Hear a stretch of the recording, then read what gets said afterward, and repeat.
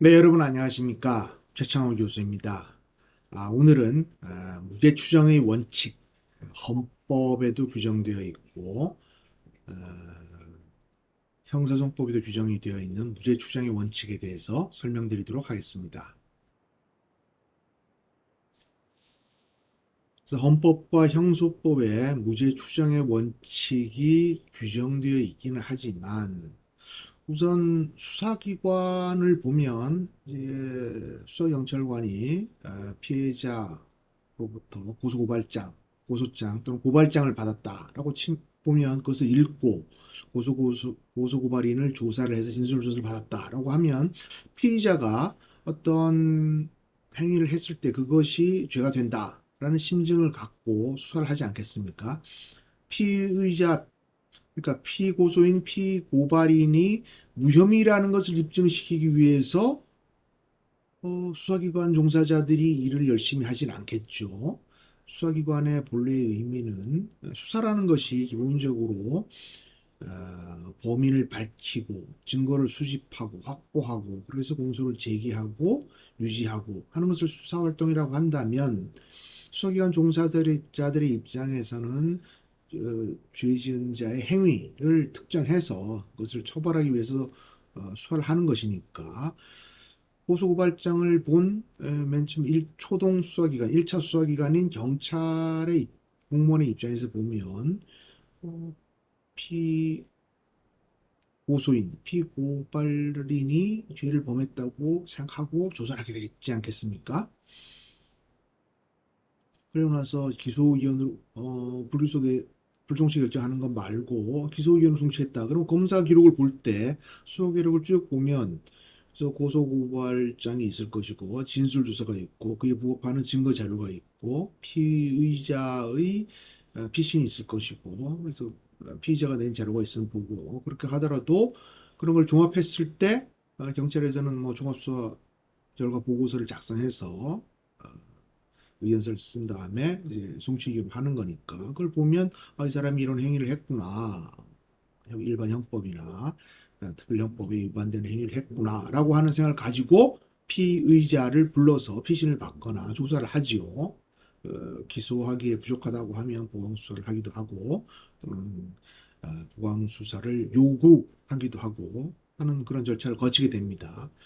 공수처 일본주의에 따라 검사 기소를 한 경우에 공수처 일본주의에 따라서 판사가 공소장만 받아보지만 거기 행위에 죄가 안 됩니다라고 쓰여 있는 것이 아니라 공소장 해서 죄명, 적용 법조, 공소 사실 해서 어떤 피고인이 행위를 했다. 고정 요건에 해당하는 요촉한 행위를 했다라는 것이 기재가 되어 있기 때문에 판사가 보면 이 사람이 이런 행위를 했을 것 같구나. 이런 것이 심판의 대상이 되는구나라고 하고 검사가 증거물로 제출한 증거 목록에서 당사자가 동의하는 것을 보고 그다음에 부동의하는 것은 증거 조사를 거친 다음에 증거 능력을 갖게 되면 증거를 판단해서 심증을 자유심증주의에 따라서 심증을 형성하는 그런 절차를 진행하지 않겠습니까? 그렇게 되면 수사기관 종사자나 재판을 하는 사람도 이 사람이 이런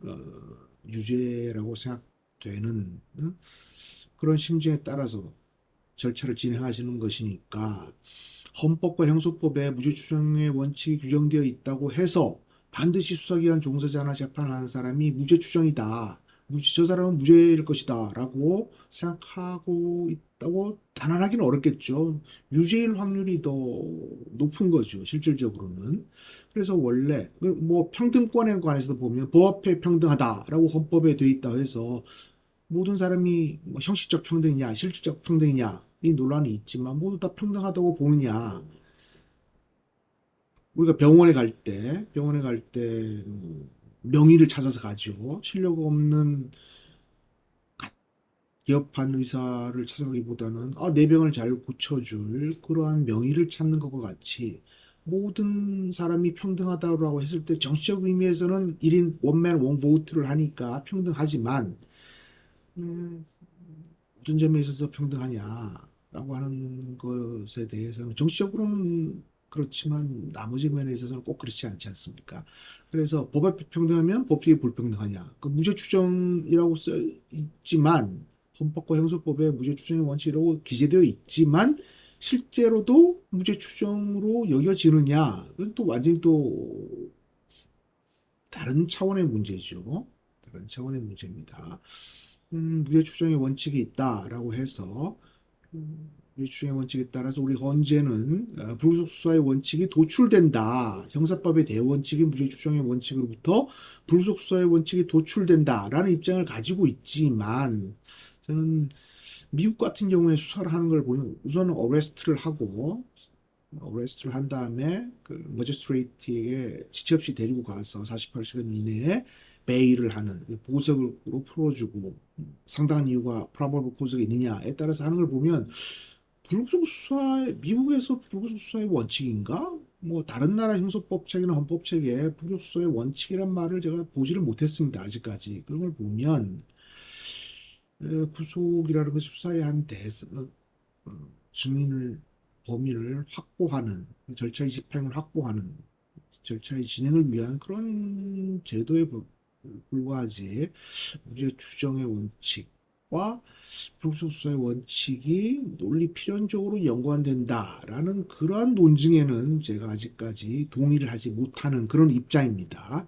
그래서 서면에 써 있는 무죄 추정과 실질적으로 수사를 하는 사람이 갖고 있는 무죄 추정이라는 것은 좀 다르다라는 것을 알고 계셔야 될 것이고 원래 무죄 추정의 원칙이라고 하는 것은 증거법에 있어서 evidence에 있어서 거증 책임 beyond reasonable doubt 합리적인 의심에 침묵을 명할 정도의 거증 책임을 소추관인 검사에게 부여하는 그런 증거법상의 원칙인데 그래서 우리나라는 넓게 좀 해석하는 그러한 입장에 있다 이렇게 이해를 해주시면 되겠습니다. 그럼 교재를 공유해서 설명을 드리겠습니다.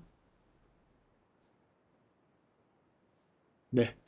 무죄 추정의 원칙, 무죄 추정이란 형사 절차에서 합리적인 의심을 품게 하지 않을 정도로 죄책이 입증되어 유죄 판결이 확정될 때까지는 무죄로 추정한다는 원칙을 말한다. 소극적 실체 진실주의를 바탕으로 해서 강제 처분에 대한 제한 원리로 작용한다. 라고 해서 이게 프랑스 1789의 프랑스 혁명 당시 인권선언에서 등장했고 영미법에도 책을 제가 많이 읽어보면 innocent until proven guilty 유죄 확정되기 전까지는 innocent다 라고 하는 것이고 세계인권선언에도 돼 있고 우리나라는 제50 80년 헌법에서 형사 피고인은 유죄 판결 확정될 때까지는 무죄로 추정된다 라는 규정이 들어왔고 형사법에도 들어와 있습니다.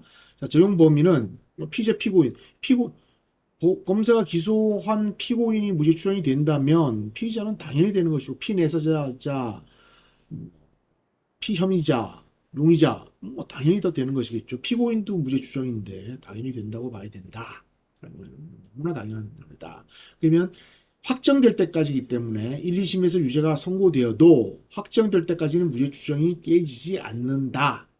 그렇게 이해를 하시면 될 것이고 그러면 재심 청구 사건은 어떠냐라고 이제 논란이 있는데 학자들 사이에서 재심 사건에 있어서는 그냥 무죄 추정이 된다라는 견해. 아니 재심은 유죄 확정된 사건이니까 유죄 추정이 안 된다. 또 재심 개시 결정이 내려지면 무죄 추정으로 봐야 된다라고 이런 이제 견해가 나뉩니다. 근데 판례는 아직 없는 것으로 보입니다. 수사 단계에서는 인신 구속에 대한 제한 원리가 된다. 이게 뭐 틀린 말은 아니죠. 틀린 말은 아니니까. 구속 이외의 방법에 의하여 목적을 달성할 수 없다고 인정되는 경우에 하나에 인정되는 최후의 수단이다. 이 문제, 불구속 수사가 원칙으로 돼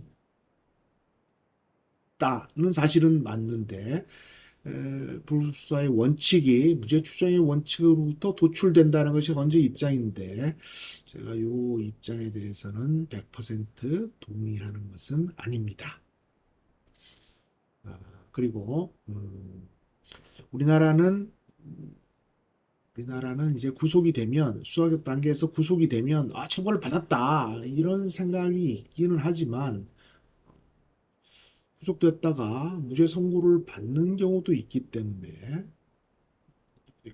맞는 입장은 아니다. 그래서 불필요한 고통을 주어서는 안 된다. 그래서 엄격한 기준에 따른 체포, 구속 중에도 인간적인 대우를 해줘야 된다. 이건 뭐 공자님 말씀이죠. 위압적, 모욕적 신문은 금지된다. 그렇죠. 다만 도주하거나 뭐 이런 항거하거나 이걸 제압을 해야 될 필요가 있겠죠. 이런 경우에 포승이나 수갑을 사용할 수 있는 것은 우리 주장의 원칙에 반하는 것은 아니다. 너무나 당연한 말씀이죠. 공소 제기를 할 때는 공소장 일본주의죠. 옛날에는 수사기록 일체가 같습니다. 일체를 보냈다가 수사기록과 증거기록을 분리해서 증거기록만 보내고 그 증거 목록에 나와 있는 것을 보고 피고인이 동의하는 것은 증거 능력이 있고 부동의하는 것은 증거 조사 절차를 거쳐서 증거 능력의 자격을 얻게 되고 자유심증주에 따라서 그 증명력을 판사가 판단하는 그런 형사 절차의 구조를 지금 가지고 있죠. 그래서 우선은 공소장 일본주의, 공소장에는 공소사실을 적용법조와 죄명, 공소사실을 써서 피고인은 일시 장소에서 이러한 행위를 하여서 어떤 법규를 위배하였다라는 식으로 공소사실을 기재해서 공소장을 법원에 보내죠. 그래서 공소장 일본주의, 공소장 한 장만 가는 것인데 이제 증거조사를 거쳐서 재판이 진행되는 것이죠. 그래서 공소장 일본주의는 수사기관에서는 이 사람이 죄를 지은 것이 맞다라는 그런 심증과 법원의 심증을 차단함으로써 예단을 갖지 않고 공격과 방어를 통하여 진실을 발견해야 된다는 요청을 절차상 반영한 것이다. 그래서 재판 절차라는 것은 법원의 재판권, 수사기관의 공소권, 검찰의 공소제기권, 공소권, 기소권, 소추권 이렇게 말하죠. 피고인의 방어권 이런 권리들이 법정에서 진행되는 것이다. 이 보시면 되겠고 공소제기, 형사 절차에서 공소제기된 것하고 징계 절차는 별개이기 때문에 무죄추정의 원칙에 반하지 않습니다. 그런데 기소만 되면 반드시 직위 해제 처분을 해야 된다라고 하는 것은 무죄가 될 수도 있지 않습니까? 무죄추정의 원칙이 위반된다. 그래서 문제 입장이고, 그다음에 공판 절차에서 가장 무죄추정의 원칙이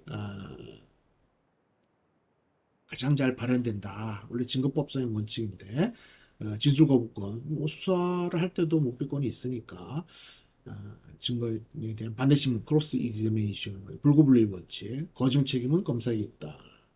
필요적 보석제도. 이 보석제도가 잘 운영되면 무죄 추정의 원칙이 훨씬 더 잘 구현될 수 있지 않을까. 저는 그렇게 생각을 하는 사람입니다. 무죄 추정의 원칙에 위배된다라고 하는 사안은 보면 미결 수용자에게 재소자용 의료를 입게 한다. 그러면 재소자용 의료를 입으면 딴 사람이 보면 저 사람 죄를 졌네. 유죄가 맞네 라고 생각될 수 있기 때문에 무죄추정의 원칙이 반한다는 것이고 지방자치단체의 장이 근무 이상 행위를 선고받은 경우에 부단체장이 당연히 권한을 대행하도록 한 것은 이제 위헌이다. 그런 언제 결정이 있어서 다만 이제 구속이 된 경우에는 다르게 구속이 돼서 할 수 없을 때에는 대행해야 되지 않겠나 그런 생각을 하고 있고 무죄 추정의 원칙은 형소법에 뿐만 아니라 헌법에도 규정된 조항이기 때문에 헌법 강자를 들을 때에도 시 많이 나온다. 그렇게 알아두시면 되겠습니다. 그래서 이제 헌법적 측면에서 형소법에서 말하는 것, 헌법에서 말하는 것이 뭐 동일한 원칙이긴 하지만 조금 내용이 상이한 것이 있으니까 시간을 내서 헌법적 측면에서도 무죄 추정의 원칙으로 서술된 부분을 기회를 봐서 다시 한번 설명드리도록 하겠습니다. 네, 오늘 강의를 경청해 주셔서 대단히 감사합니다.